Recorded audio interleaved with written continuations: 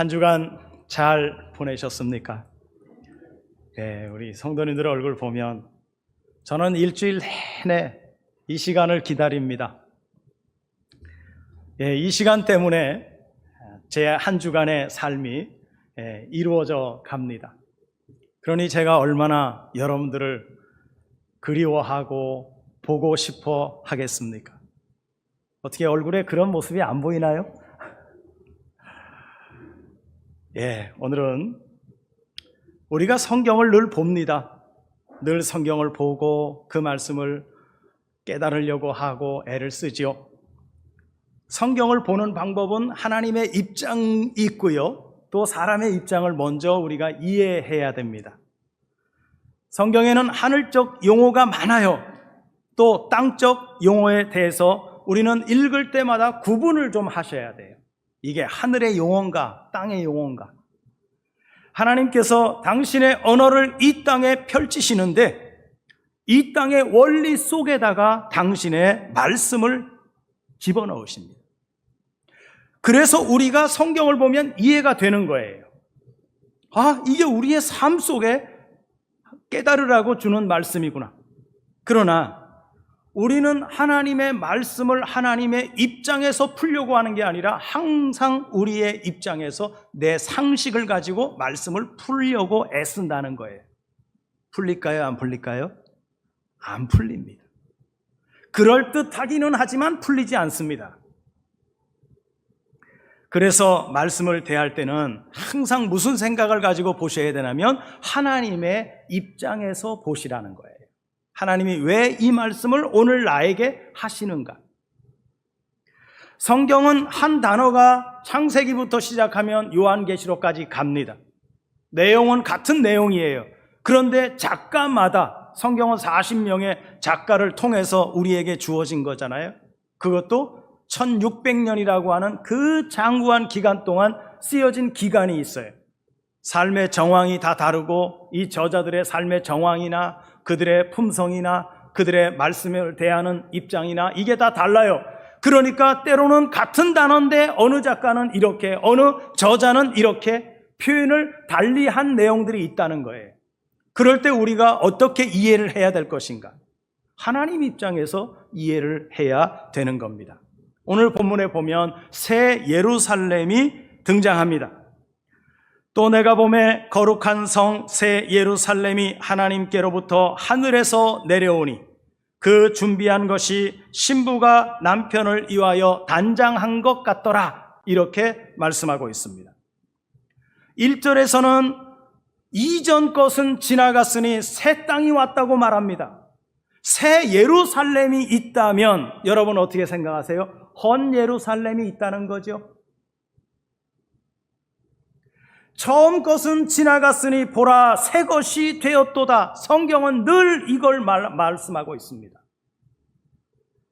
처음 하늘과 처음 땅, 새 하늘과 새 땅, 이 모든 것들은 다 같은 이야기를 하고 있습니다. 오늘 본문에 보면 하나님께로부터 새 예루살렘이 내려옵니다. 이것은 땅에 있는 것과는 구분이 된다는 거예요. 하늘에 있는 것은 원래 원형이라고 말합니다. 그러면 땅에 있는 것은 뭐예요? 그림자예요. 모형이에요. 여러분, 모형 좋아하지 마세요. 장난감 누가 갖고 놀아요? 어린아이들이 장난감 갖고 놀아요. 우리의 겉사람은 속사람의 모형이에요. 외형이 아름답다고 속도 아름다울 것이다? 착각이에요. 그래서 이 땅에 하나님께서 성소와 지성소를 우리에게 먼저 보여주시는 거예요. 하늘의 원형은 이것보다 더 아름답다고 보여주는 거예요. 그러나 땅에 있는 모든 것들은 다 파괴되었습니다. 역사 속에서 예루살렘 이 성을 3번이나 파괴가 됩니다. 처음에는 바벨론이 이스라엘 나라를 침공해가지고 초토화를 만들어 놓습니다. 그리고 예수님 당시에 로마의 10대 황제 가운데 티토스라고 하는 황제가 있습니다. 그 황제가 또 들어와서 두 번째 예루살렘 성을 파괴시킵니다. 그 이후에 135년 후에 완전히 이 예루살렘 성이 파괴됩니다. 지금은 뭐만 남았을까요? 우리가 많이 들어서 한 통곡의 벽이라고 하는 벽만 남았어요. 보라는 거예요. 그 화려했던 예루살렘 성이 어떻게 되었는가를. 지금 이 시대를 살고 있는 유대인들을 비롯한 세계 방방곡곡에서 그 통곡의 벽을 찾아오는 사람들이 그곳에 가서 뭘 생각할 수 있을까요? 이 땅에 화려했던 예루살렘 성이라고 하는 것도 언젠가는 이렇게 파괴되어서 이제 한쪽 귀퉁이에 남아있는 이 벽만 남았구나. 그래서 그들이 거기에 가서 이름 짓기를 통곡의 벽이라고 하는 그걸 붙잡고 거기에 가서 회개하고 눈물을 흘리면서 하나님의 안타까움을 보여주는 거예요. 그림자는 없어지는 겁니다. 어린아이 때는 장난감을 갖고 놀지만 성인이 되어서 장난감 갖고 노는 사람은 없어요. 고린도서 4장 16절을 보면 그러므로 우리가 낙심하지 아니하노니 우리의 겉사람은 낡아지나 우리의 속사람은 날로 새롭도다 이렇게 말합니다. 새 예루살렘은 오늘 본문에 보면 신부라고 말하고 있습니다. 신부. 이것이 새 예루살렘이라고 볼 때 이 성 안에는 누가 있을까요? 신랑과 신부가 함께 거하는 모습을 보여주는 거예요. 고린도서에서 겉사람은 언제 인간은 없어져야 될 것이라고 말합니다. 그래서 하나님은 이 땅에 있는 것들을 다 파괴시키는 것입니다. 우리가 육체를 입고 살아간다는 것은 우리 육체 안에는 무엇이 있을까요? 에고라고 하는 게 있어요. 우리가 일명 쉽게 얘기하면 성품, 성격 그거죠. 어떤 사람은 날카롭고 어떤 사람은 온화하고 우리 육체 안에는 에고라는 게 있어요. 성경은 이 에고를 뭐라 그러느냐? 옛사람이라 그럽니다. 그리고 이것은 옛 성품이라 그러고 새 하늘이 아닌 새 땅이 아닌 헌 땅이라고 말씀하고 있는 것입니다. 하나님께서는 우리의 이 에고 속에다가 이 세상 살아가는 데 있어서 여러 가지가 다 필요한데 그것을 어디에다가 넣어놨느냐? 우리의 에고에다가 넣어놓으신 거예요. 지금 새 예루살렘 성이 땅으로 내려왔는데 이것이 없어지는 걸까요? 아니면은 안 없어지는 걸까요? 안 없어지는 겁니다. 오늘 본문에 보면 준비한 것이 신부가 남편을 위하여 단장한 것 같더라. 마태복음 25장 34절에 보면 그때의 임금이 그 오른편에 있는 자들에게 이르시되 내 아버지께 복받을 자들이여 나와 창세로부터 너희를 위하여 예비된 나라를 상속받으라 이렇게 말씀하세요. 여러분 하나님의 나라는요 우리가 가서 건설하는 게 아니에요. 다 준비되어 있어요. 하나님의 나라는 상속받는 것으로 말씀합니다. 마태복음 25장 41절에도 보면 또 왼편에 있는 자들에게 이르시되 저주를 받은 자들아 나를 떠나 마귀와 그 사자들을 위하여 예비한 영원한 불에 들어가라 이런 말씀이 있어요. 하나님이 이미 구역 정리를 다 해놨어요. 거룩한 자들이 들어갈 곳과 그 다음에 그리스도를 떠난 자들이 거해야 될 곳을 하나님이 구역 정리를 다 해놨어요. 어떤 사람이 간증을 하는데 천국을 보고 왔대. 천국에 가보니까 아직 자기가 있어야 할 집을 건설 중에 있대. 그래서 아직 때가 안 됐으니까 넌 다시 내려갔다가 이 집 다 건설되면 오라 그랬대. 이렇게 사람들을 미혹하는 거예요. 하나님 나라는 우리가 가서 건설하는 거 아니에요. 이미 다 지어져 있고요. 이미 다 예비되어 있습니다. 그래서 우리는 그냥 가면 되는 거예요. 이게 뭡니까? 이게 성도의 삶이에요. 성도들의 삶이라는 것은 하나님께서 창세 전부터 우리를 위하여 예비해 주신 것들을 누리는 삶이 성도의 삶이에요. 하나님께서 천국은 어디 안에 있다 그래요? 내 안에 있다 그래요. 천국은 여러분들 안에 있는 것입니다. 하나님의 말씀이 우리 안에 들어와서 나를 통해서 성취가 되면 이미 하나님의 나라를 여러분들은 뭐한 사람들이에요? 상속받은 사람들인 줄로 믿습니다. 이미 상속받으셨어요. 가서 집 짓지 않아도 돼요. 이미 다 준비되어 있어요. 그것을 가지고 누리면 되는 거예요. 누리는 복이 어디서부터 시작됩니까? 시편부터 시작되는 거예요.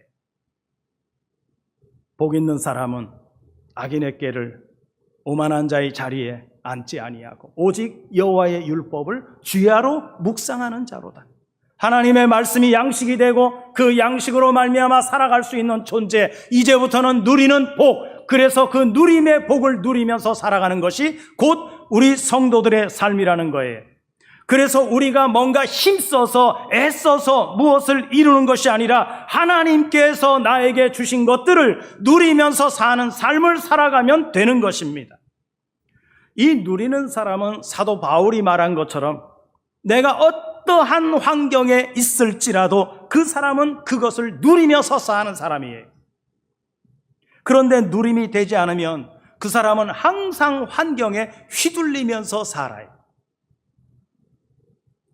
가난해도 누리고요, 부유해도 누리고요, 좋지 않아도 누리고요, 좋아도 누리는 거예요. 어디에서나 어떤 환경에서나 누릴 수 있는 것이 뭐예요? 성도의 삶인 거예요. 좁은 집에도 살던 사람이 좀 넓은 집으로 가면 얼마나 즐거워요. 집이 이렇게 넓을 수도 있네. 화장실이 막 집안에 2개가 있고 3개가 있네. 얼마나 좋아요, 여러분. 그런 사람이 다시 더 작은 곳으로 가게 돼봐요. 얼마나 힘들어요. 그런데 성경은 뭐라 그래요? 그것마저도 누리면서 살라는 거예요. 하나님이 나를 이곳으로 오게 했으니, 하나님이 나를 그 어려운 환경, 척박한 곳으로 오게 하셨으니 그것을 내가 누리면 된다는 거예요. 그것이 예수 그리스도 안에서의 자유다라고 말하는 거예요. 본문에서 신부를 이야기합니다. 신부는요, 자기의 삶을 스스로 노력하고 개척하고 일구면서 살아가는 게 아닙니다. 특별히 그 당시에 신분제도가 확고했던 고대 사회에서는요, 여인의 운명은 순전히 남자에게 달려 있었습니다. 결혼할 때 제사장과 결혼을 하면 그는 평생을 제사장의 아내로만 살아야 돼요. 농부에게 시집을 가면 그 여인은 어쩔 수 없이 평생을 농부의 아내로만 살아가야 되는 그런 시대입니다. 노력한다고 바뀌는 게 아니에요. 그러므로 여자가 결혼하게 되면 이미 남편에게 속한 신분과 상황 속에서만 살아가는 것으로 말씀합니다. 오늘 본문에 등장하는 새 예루살렘인 이 신부는 완벽하게 준비된 신부의 모습을 보여주는 겁니다. 이것을 공간적으로 생각을 하면 새 예루살렘 성 안에는요, 신랑과 신부가 함께 있는 것을 말씀하는 것입니다. 신방이 새 예루살렘에 차려진 것입니다. 그래서 성경에서는 이 예루살렘 성이라고 말하는 성은 항상 여성 명사를 사용하고 있어요. 여러분, 하나 여쭤볼게요. 결혼하면 남자가 여자 안에서 사는 겁니까? 여자가 남자 안에서 사는 겁니까? 어때요? 누구 안에 사는 것 같아요? 남자가 여자 안에서 사는 것 같아요? 여자가 남자 안에서 사는 것 같아요? 삶이 조금 다 다를 것 같아요. 성경은 뭐라고 말합니까? 남자가 여자 안에서 사는 게 정답이다 말이에요. 여자 이기는 남자 있어요? 없어요? 안 이겨보셨어요? 여자 이기는 남자 있어요? 없어요? 없어요. 여자 말 잘 들으면은요, 자다가도 곶감이 생겨요. 여자 말 안 들으면은요, 남의 다리 긁게 돼요. 여러분, 여자 말 잘 잘 들어서 행복한 남자가 되시기를 바랍니다. 아멘이 안 나와요? 그런데 동양적 사고에서는요, 여자는 남자의 그늘 아래 있어야 된다고 말해요. 이게 동양적 사고예요. 그런데 실제로 오늘 본문에 보면 신부가 남편을 위하여 단장한 것 같더라 이렇게 말해요. 여기 단장이라고 하는 단어는 코스메오라고 하는 단어를 써요. 이 단어는 어디에서 온 단어냐면 코스모스, 세상이라고 하는 단어에서 온 거고요. 이 세상이라고 하는 이 단어는 또 코미조라고 하는 되돌려봤다라고 하는 단어에서 온 거예요. 이제 이거를 다 말씀을 드릴 거예요. 코스메오라고 하는 단장이다라고 하는 단어의 의미가 뭐냐면 정확한 순서대로 질서 있고 배치하고 정돈하는 것을 말해요. 그러니까 신부가 신랑을 위하여 단장했다는 말은 그 신랑에게 맞게 정확한 순서대로 질서 있게 배치하고 정돈하는 것을 말해요. 예를 들면 마태복음 25장 7절에 보면 이에 그 처녀들이 다 일어나 준비할세, 열처녀 비유가 나와요. 그 비유에서 보면 준비한다라고 하는 말이 뭐냐면 오늘 본문에 등장하는 단장한다라고 하는 말과 같은 말이에요. 준비한다, 단장한다 같은 말이에요. 자, 뭐를 준비했느냐? 이 처녀들이 등불을 준비하는 것이 무엇을 하는 거예요? 곧 단장하는 거예요. 10명의 처녀들이 등장합니다. 자신의 삶을 정리하고 정돈하고 예쁘게 꾸며놓는 거예요. 그 중에 슬기로운 5 처녀는 뭐와 뭐를 준비했다고요? 등도 준비하고 기름도 준비했어요. 성경은 이들을 지혜로운 자들이라고 말해요. 이 말은 다른 말로 표현하면 외적인 것과 내적인 부분들을 어떻게 했다는 거예요? 잘 갖추어 놓았다는 거예요. 그런데 등만 준비하고 기름을 준비하지 않은 5 처녀는 외적인 것은 준비가 되어 있는데 내적인 것은 준비가 안 됐다는 말이에요. 이것을 성경 차원에서 말하면 경건의 모양과 능력이라고 말해요. 여러분 한 번은 들어보셨을 거예요. 디모데후서 3장 5절에 보면 경건의 모양은 있으나 경건의 능력은 부인하는 자니 이 같은 자들에게서 내가 돌아서라 그래요. 외형만 갖춘 것에 미혹되지 말라는 거예요. 외형이나 내적이나 이 모든 것들이 온전하게 단장이 돼야 돼요. 빌립보서 4장 12절에 보면 사도 바울은 이렇게 말합니다. 나는 비천에 처할 줄도 알고 풍부에 처할 줄도 알아. 모든 늙고 배부름과 배고픔과 풍부와 궁핍에도 처할 줄 아는 일체의 비결을 배웠노라고 말합니다. 이 말씀은 성도가 이 땅에서 살아가야 될 삶의 비결인 거예요. 배고플 때 있어요. 배부를 때 있어요. 편할 때 있어요. 고될 때 있어요. 그러나 이 모든 삶을 이루어 가는데 나는 일체의 비결을 배웠노라고 이야기하는 것입니다. 이 말은 문 밖으로 쫓겨난 이 5 처녀가 신앙적 인격이 준비되지 않았다는 것이에요. 그렇기 때문에 기름을 준비하지 못한 처녀들은 하나님 나라에 쫓겨가서 지옥 가서 저들은 이를 갈겠네 그 얘기를 하고자 하는 것이 아니라 함께 살아도 내적인 것이 준비가 안 되면 주님과 함께 사는 것이 곧 뭐다? 그것이 지옥이다 그 얘기예요.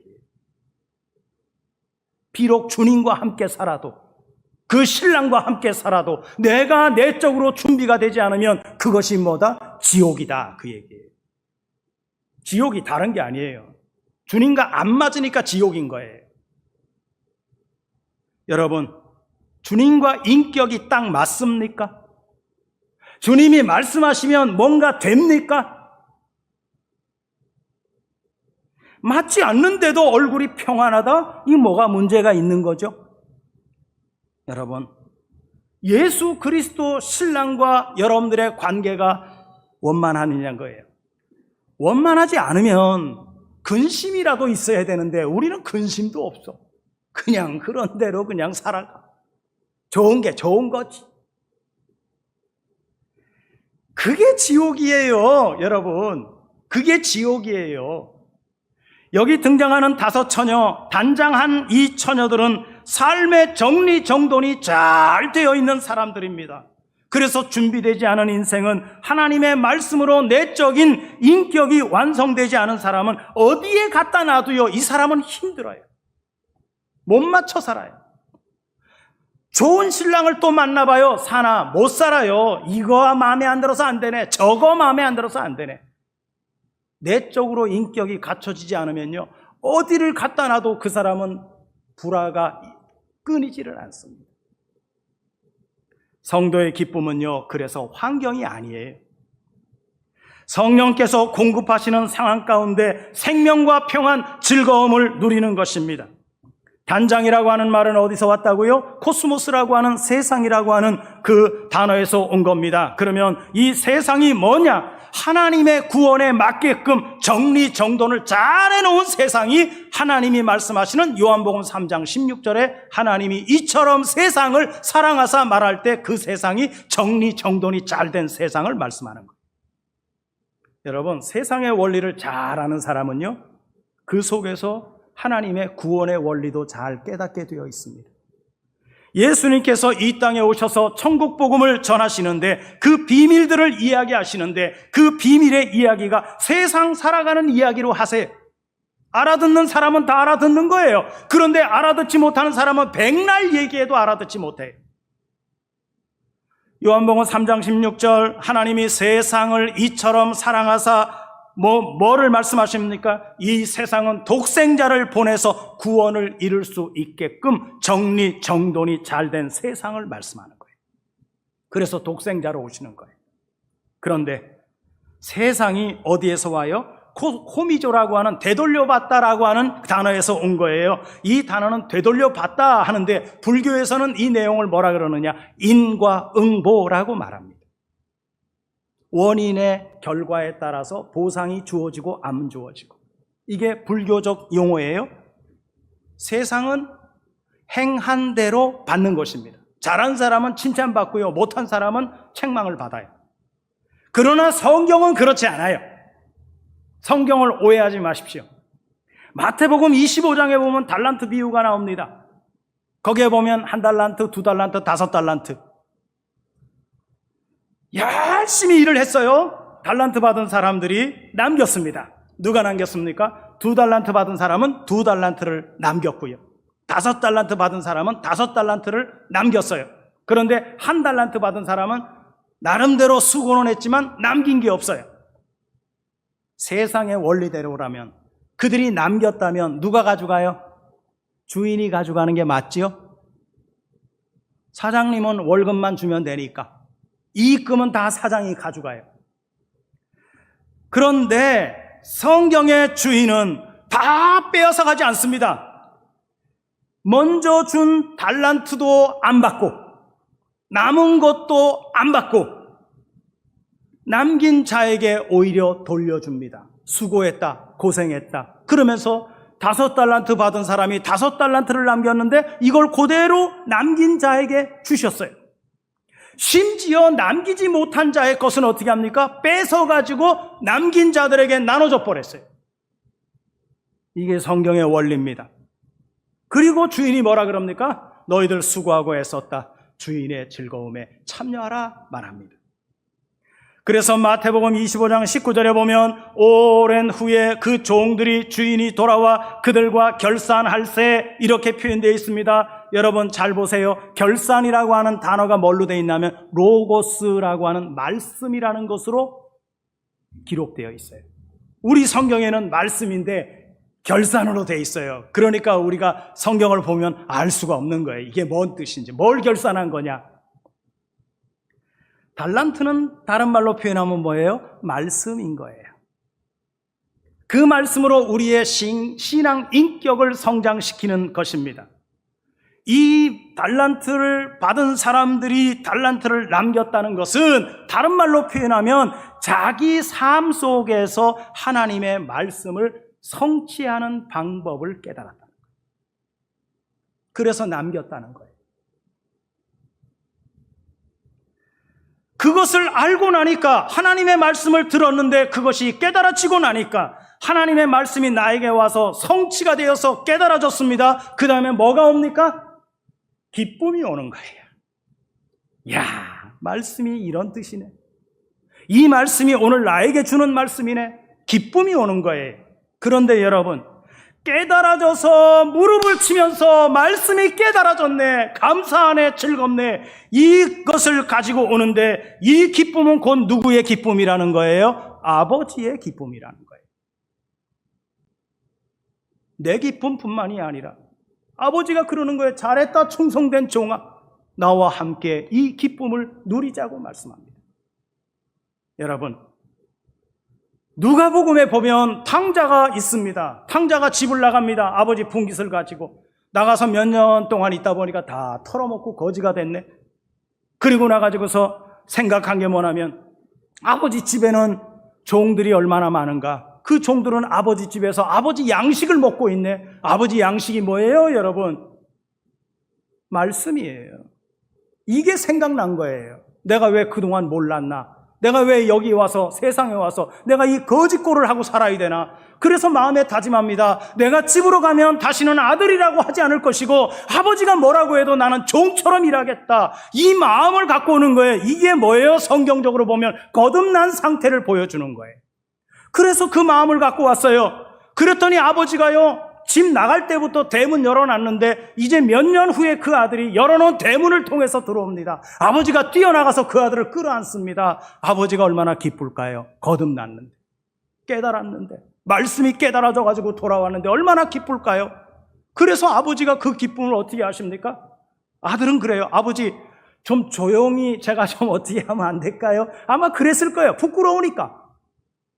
그런데 아버지는 달라요. 아버지 기쁨은 달라요. 여봐라, 황소 때려잡아라. 저 아들 목욕시키고, 저 아들 옷 갈아입히고, 손에 가락지 끼워주고, 신발 바꿔 신기고, 내 아들이 죽었다가 살아왔어. 이게 아버지 기쁨이에요. 아들은 창피해서 몸둘 곳을 몰라요. 아버지 제발 좀 이랬을 거예요. 그런데 아버지 기쁨은 다른 거예요. 여러분, 여러분들이 하나님의 말씀을 가지고 장사를 해서 달란트를 잘 남기시면 누가 기뻐하세요? 아버지가 기뻐하세요. 아버지가 우리에게 그 기쁨을 함께 나누자고 말씀하세요. 이게 천국이에요. 이게 하나님의 삶인 거예요. 우리도 그 삶을 따라가야 되지 않겠습니까? 우리도 그 하나님의 달란트 말씀을 우리 인격에다가 잘 단장시켜서 새 예루살렘이 하늘에서 내려오듯이 우리도 그런 삶이, 우리도 그런 모습이 하나님 앞에 보여질 때 하나님께서 우리를 얼마나 기뻐하시고 얼마나 즐거워하시겠습니까? 우리의 주인이신 아버지 하나님께 기쁨을 드리는 건 다른 게 아니에요. 우리의 성도의 삶이 온전하게 아버지 보실 때 꺼리낌이 없는 모습으로 살아가는 그 자체, 하나님이 그걸 기뻐하시고 즐거워하신다는 거예요. 내가 뭘 잘해서가 아니에요. 여러분, 사람마다 능력 다 달라요. 어떤 사람은 뭔가를 잘하는 사람이 있고 어떤 사람은 뭘 시켜도 못하는 사람이 있어요. 그 능력 가지고 하나님이 기뻐하고 좋아하고 즐거워하는 거 아닙니다. 우리의 삶이